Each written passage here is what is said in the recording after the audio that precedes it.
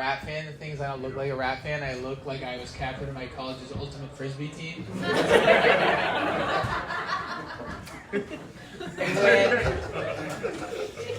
And when I sing along to rap songs, I don't say the N-word. And you can trust me on that because I said sing along to rap songs.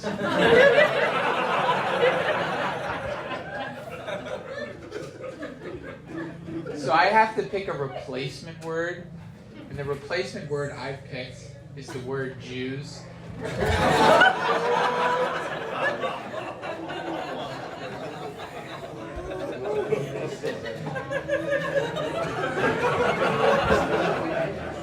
Which, depending on how much stank you put on it, can also be pretty bad. Just ask Kanye. And the thing is it doesn't make sense in a lot of the context of the songs, though. Like, Jews in Paris, that shit crazy. I've been to Paris, I went with another Jew, we did it reasonably priced.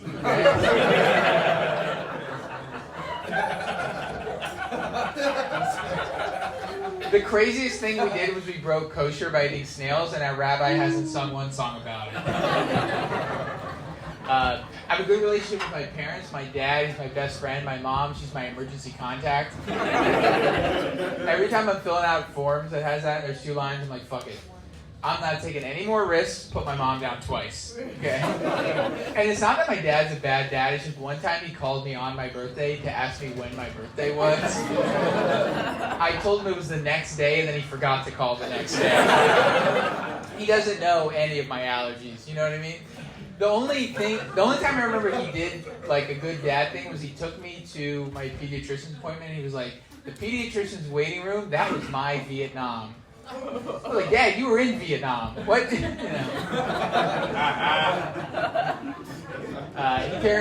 He's in his late 60s, which means I've transitioned from being his son to being technical support. It's the pay's not good. It's not worth the inheritance.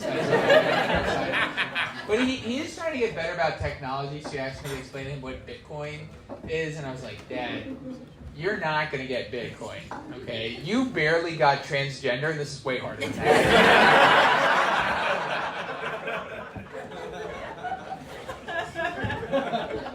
No chance. But anyways, you got to be a good ally. I went to the Pride Parade this summer. It was a good time. Problems, I went with one of my dumb friends, and he asked this question you guys have probably heard before. He's like, why is there a gay Pride Month, but there's no straight Pride Month? And I explained, I didn't. And so I had to explain to him, there is a straight Pride Month, it's just we call it March Madness.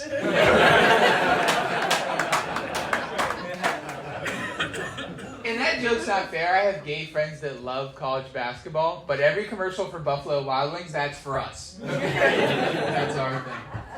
And at the Pride Parade, there's always somebody protesting, holding up a sign, talking about how gay people are going to hell, which I don't think is true, but if it is true, there's not a better group of people that can turn that neighborhood around.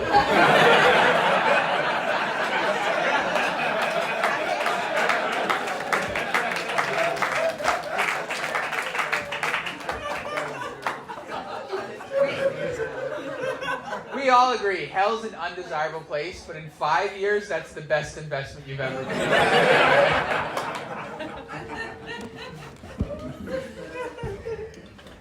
Yeah. Fire and Brimstone, that's the hottest drag brunch in town. Okay? Have you ever seen a picture of the devil, the red face paint, the horns, the heels, the trident? That's RuPaul's Drag Race Season 3 winner. You know? But yeah. It's good. Things have changed a lot. One of the things that's changed a lot in my time is tattoos. Tattoos used to be a sign you were an intimidating person, and now they've become gentrified. Okay, my girlfriend, she has 5 tattoos. She cries at every Pixar movie. So it's not what it used to mean. And if you wanted to be an intimidating person, you would get a face tattoo. That was the next step. We know this is true. Most famous person in history of the world with a face tattoo. Mike Tyson. Heavyweight champion of the world. He bit someone's ear off in the ring, and even he was like, fine, people don't think I'm intimidating.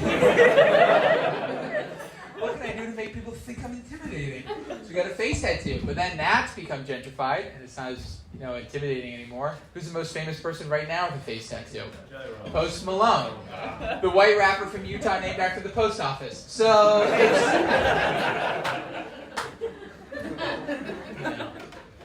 The other big thing that's changed is dogs. When I was growing up, that was simple. You had the dog, you had the tennis leash, you had the ball. If you were white, your dog had a Halloween costume. Okay? If you were black, your dog wasn't neutered. That's actually still how it is. But now people... I gotta finish this joke, guys. I gotta get out of here. But now people are doing way too much. And when I say people, I mean white women. I have a friend, she adopted a dog, rescue, obviously missing the front leg. And she wraps a little red bandana around it. And I'm like, this is stolen valor. He looks like a Vietnam War veteran. She's like, this isn't stolen valor. I'm like, all right, then what's his name?